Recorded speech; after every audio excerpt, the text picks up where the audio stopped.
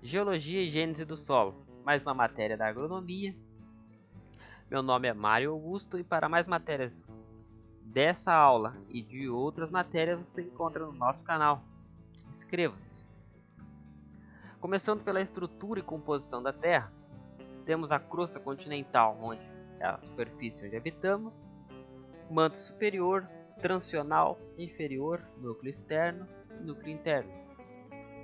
Divididos por partes, vamos de 0 até 6.400 km em profundidade. Aproximadamente, certo? E falando da crosta terrestre, temos a camada superior, que é onde habitamos e onde também predominam rochas do tipo granito na superfície e basalto no fundo dos oceanos. O basalto são rochas ricas em ferro e magnésio, já os granitos são rochas ricas em sílica. Divide a nossa crosta em duas camadas, cial e acima. A camada cial, constituída principalmente por rochas ricas em silício e alumínio, do tipo granito, são menos densas do que os basaltos e formam a crosta continental. Já acima, constituído principalmente por rochas ricas em sílica, magnésio e ferro, do tipo basalto, são mais densas que os granitos e está abaixo da camada cial. O manto é a camada intermediária responsável pelas transformações das crostas terrestres, responsável também por grandes perturbações, que são rupturas terrestres. Ainda sobre o manto superior é uma parte mais rígida, podemos também chamá-lo de mesosfera.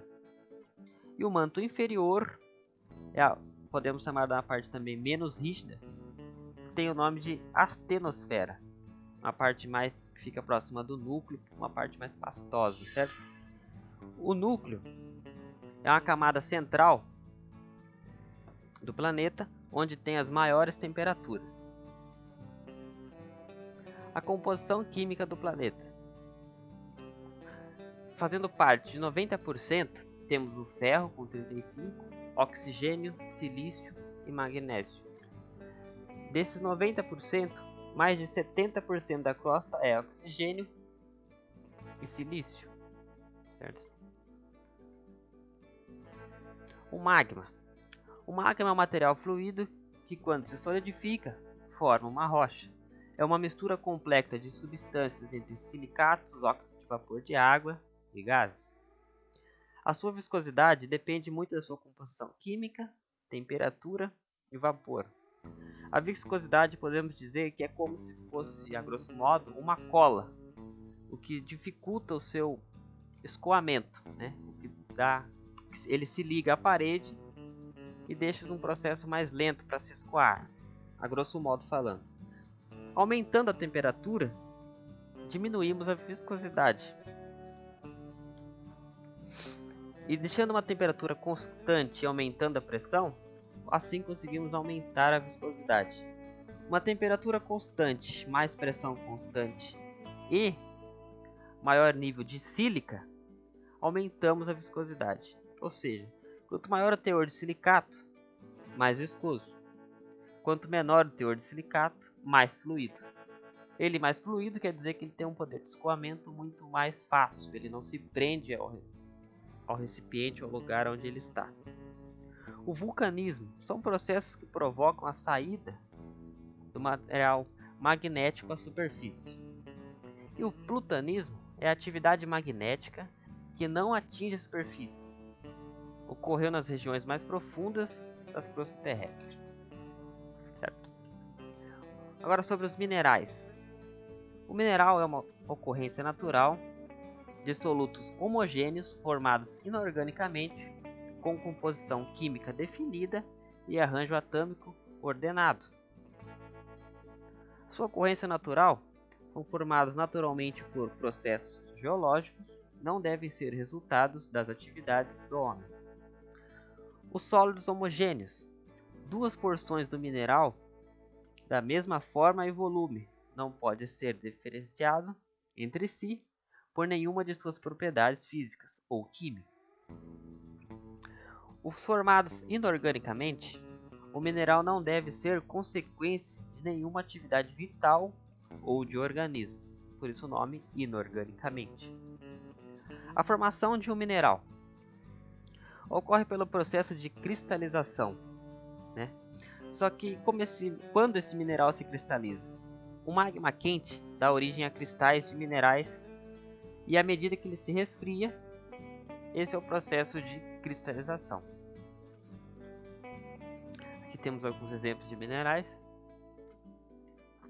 Propriedades dos minerais. Então, falando do brilho, é a aparência que o mineral dá refletido à luz. Geralmente, ele tem os minerais metálicos. Eles são refletidos de uma maneira específica. Por exemplo, o ouro e a pirita. Então, a aparência do mineral refletida à luz geralmente é o que define a sua composição. Os translúcidos ou transparentes não são minerais metálicos. Isso também é uma forma de dividir ele em grupos, certo?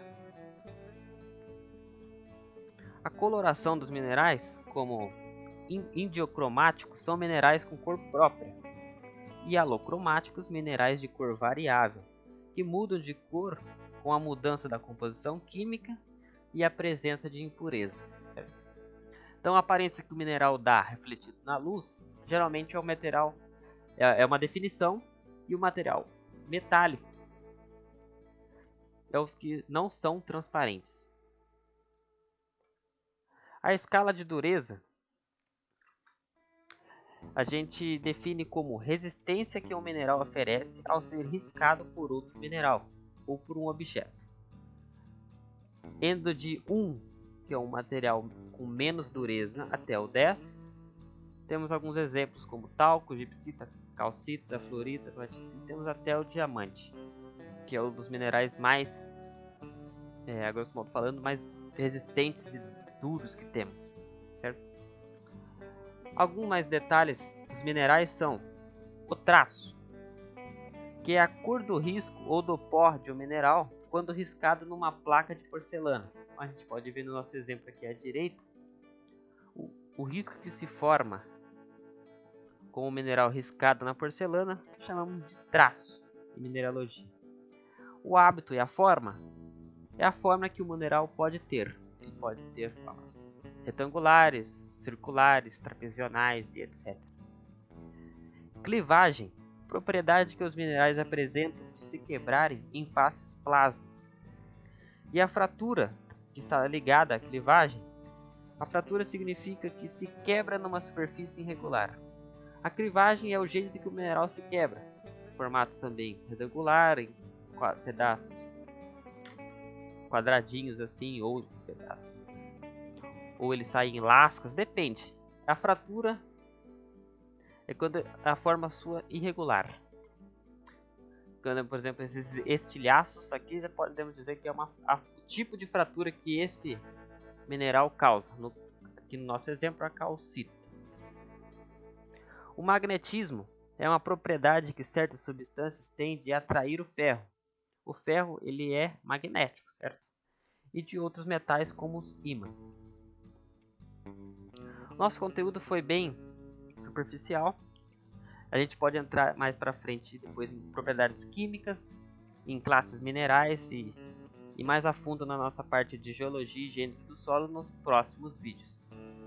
Então muito obrigado por você ficou até aqui e até mais.